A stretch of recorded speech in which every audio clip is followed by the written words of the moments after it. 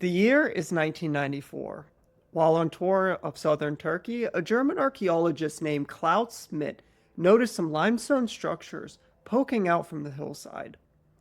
Intrigued at what they may be, he asked locals what exactly those limestone structures were. The locals told him that the hill was a sacred site from their ancestors, with stories going back generations. Schmidt contacted local authorities in order to get permission to excavate the site. About a year later, he and his team arrived at the site. While uncovering what lay buried, Schmidt and his team started to find structures. It didn't take long for the researchers to realize that these weren't just any old structures, but in fact monuments. One monument was found depicting astrological formations of the stars in the sky, utilizing pinpoint precision of their location. Samples were collected and sent in for a process known as carbon dating. This process allows researchers to determine with relative accuracy exactly how old objects are by analyzing the amount of carbon-14 present within them. When results came in, they dated the structures as being over 12,000 years old, from the end of the last ice age. For context on just how old this is, as of filming, we are in the year 2025, and are in fact closer to the time of the building of the Great Pyramids than the builders of the Great Pyramids were to the builders of Göbekli Tepe. These Neolithic structures were full of ancient carvings and were found weighing up to 20 tons each. They also have a perfect north-south alignment, which proved an astrological understanding was present. These structures were constructed on top of the hill in question and consist of 6 main structures. These structures are aptly named A, B, C, D, E, and F. The first 4 structures are all positioned together in a cluster of sorts. Within the center of these structures, there are large stone pillars that were mined from a quarry that's not too far away. One of these pillars in particular still lies within the quarry due to a crack that was found in it. This pillar measures around 50 feet in length. These structures are also lined up in perfect orientation to the cardinal directions being north, south, east, and west. This is not just a fluke though, considering that the pits contain the same orientation. Further exploration of the site utilizing ground penetrating radar revealed that what was already found was just the beginning. By that time, all the current excavations to date only consisted of around 5% of the total structures present, and 95% were still buried underground. Researchers also started to notice that these circular structures and pillars all dated to different times, ranging from around 10 to 12,000 years ago. Thus meaning that this site was built and then one day rebuilt, as it was inhabited over the course of enough time for the Egyptian Empire to rise and then fall. These pillars located in the center contain carvings and paintings. These carvings and paintings depict mammals, such as lions, bulls, boars, foxes. They also contain images of snakes and other reptiles, insects, arachnids, and birds, particularly vultures. Vultures being an important aspect of the builder's culture, and some say, a part of some predictions and warnings for future generations.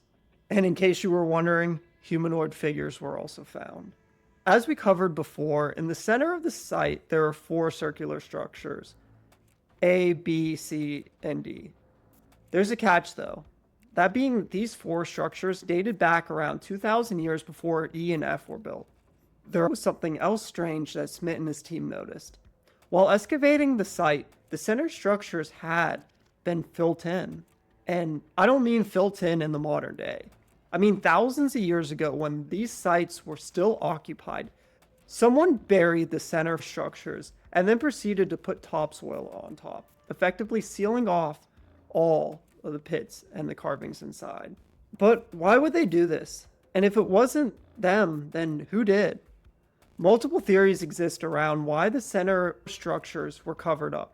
One of these theories being that the builders intentionally buried the site in order to hide it from someone or something, or even to act as a capsule for the future. Proponents of this theory tend to point out the fact that all the structures were filled in with dirt and small rocks, things that would easily be carried and dumped in order to fill up the pits that make up the site. Also, from what we understand and what has currently been excavated, is that the remaining 95% of the site that's still buried underground could possibly date even older than the pits that have already been excavated. If true, this would mean that the site was inhabited for a very long time, potentially thousands of years, generation after generation steadily building monuments and then burying them, only to be followed up by the next group of builders to build upon what was previously buried. A cycle, if you will. The cycle continued for around 10,400 years. The site was finally topped off with soil, sealing off the entire structure for many thousands of years.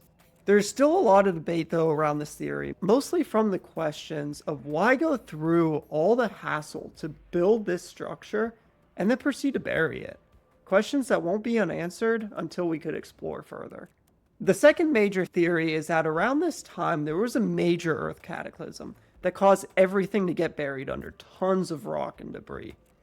A cataclysm that occurred around the time of the Younger Dryas. A lot of new research has been done into this time frame, and what is showing is something spectacular. Around this time, there was evidence all around the globe to show that the Earth, in fact, was struck by a major asteroid, somewhere off in North America. The heat and sheer force from this meteor strike was potentially enough to melt the ice caps and cause a great flood. A great flood that just so happens to be told in majority of the world's religions, and as research progresses, discoveries and evidence of such event show up all throughout locations ranging from North America to Europe to Asia. We also know that in particular, in the month of November, the Earth passes through what is known as the Toward meteor shower. During this time, the Earth tends to get pummeled with asteroids of all shapes and sizes, most of which tend to be small, and burn up within the Earth's atmosphere. The cause of the shower, we think, was discovered shortly after the end of the American Revolutionary War.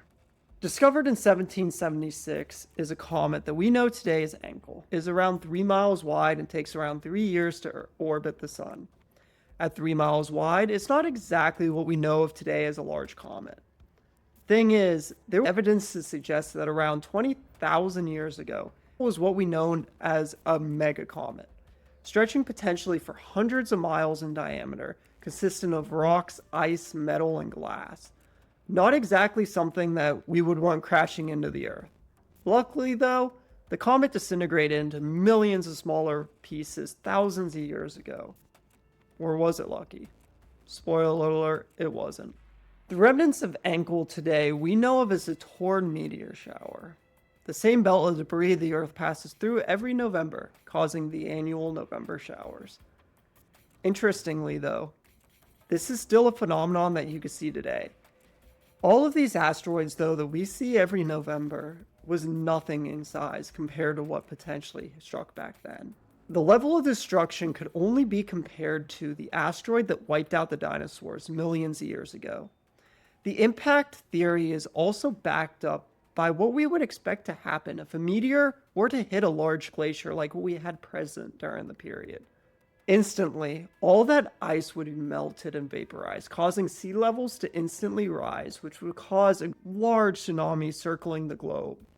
The tectonic plates that make up the Earth would also shift as major settlements get swallowed up by rumbling tectonic plates. Earthquakes, landslides, all of this would happen all across the globe, covering up much of what humanity built up to this point. Destruction on a level that we can't even imagine took place. After everything was wiped out during the strike, the locals then started building again, this time, though, incorporating something else into Göbekli Tepe. Located on Pillar 43, we're able to see carvings of a scorpion, which lines up with today what we would know as Scorpio. There is also a depiction of a snake with its body curled 3 times. Researchers believe that this is the depiction of the 3 massive tsunamis that were known to possibly hit the area around this time. Right above the scorpion is where carvings of a vulture is located, with a large orb at the tip of its wings. This carving is one that gave Pillar 43 its nickname, the Vulture Stone. The vulture depicted lines up today with what we know as the constellation Sagittarius. What about the orb position, though, down at the end of its outstretched wings? Well, this we believe is a depiction of the day that the sun lined up perfectly with the center of the void in the Milky Way during the summer solstice. The date that occurred approximately 12,500 years ago. The Vulture Stone, though, is not the only pillar that we look to in order to determine what this site exactly signifies. And to be honest, kind of overshadows the rest of the pillars, all of which contain various astrological markings and messages that help us try to understand what this site represented and help cover some of the mysteries that are present. And in my research of this topic, another pillar kept coming up time and time again. This is Pillar 18 and the message it contains. Pillar 18 is located within Enclosure D. The depictions located on Pillar 18 are associated with the constellation we know of today, Aquarius. Pillar 18 also contains the only word that we see in the whole site. The word is God. Just so you know, this is the part where everything we've already talked about starts to come together and make sense. Though we believe these depictions are part of Aquarius, that would be true if the builders made these carvings today. But if we rewind the clocks back 12,000 years, those same depictions located on Pillar 18 no longer line up with Aquarius. They instead line up with the constellation Taurus and represent something that they saw coming from the sky. Proponents of our second theory are quick to point out that if this was in fact an asteroid that caused this worldwide catastrophe, then that asteroid would have appeared to be coming from Taurid, the constellation, just as what's depicted on Pillar 18. Research in large-scale excavations on Göbekli Tepe started a year after it was initially discovered and continued from 1994 to around 2017, resulting in around 5% of the site being excavated. But from 2017 to today, we're still sitting around 5% excavation. Now, anyone who follows topics like this knows that this is not normal. From 2017 to today, there's been a lot of additions made to the site, such as covering up the center structures with large modern enclosures to better protect the site. There have also been millions of dollars worth of new roadways and walkways built around the site, but no further excavations. This is where things get weird. All large-scale excavations have been effectively halted since the year 2017, per the official story. They say that technical excavations are still ongoing, though. These excavations are intended to help with the conservation and tourism at this site. Tourism is the big word here, because since the addition of the roadways and rock walkways, this site grew from not only a few thousand visitors per year to millions per year as the site continued to gain notoriety. They also added that no large-scale excavations like what was normally present would take place for the next 150 years. This is when the official story states that we have the technology available to excavate without destroying any of these artifacts located on the site. And I'm paraphrasing here. This raises the red flags because if we have the technology to excavate thousands of sites all over the globe, what makes this site any different? I mean, at the end of the day, all we're doing is clearing structures of rocks and debris that have filled up inside, right? Of all the explanations I've heard of why this is occurring, it really only comes down to one logical explanation, being that tourist revenue is so great on its own that further excavations of this site is deemed to be unnecessary. I mean, why spend more money to solve a mystery when that mystery in its first place is what lures so many people to this location, generating so much revenue? But there's another explanation, a lot more insidious one. As we have learned from this video, Göbekli Tepe is full of mystery. A lot of mysteries that, if confirmed true, completely spit in the face of modern academics. If we're to be able to confirm with further excavations of this site, learning that what we thought about this site was actually true, then that in and of itself will completely write history and prove a lot of so-called scholars wrong. Archaeology and science today have become more like a cult, where any information that is contrary to the narrative provided is instantly struck down as a conspiracy theory. And individuals who bring up other theories are instantly laughed at. Potential findings at this site may just be the straw that breaks the camel's back, the camel being the name screen narrative, and breaking along with it, a chosen few's ability to control said narrative.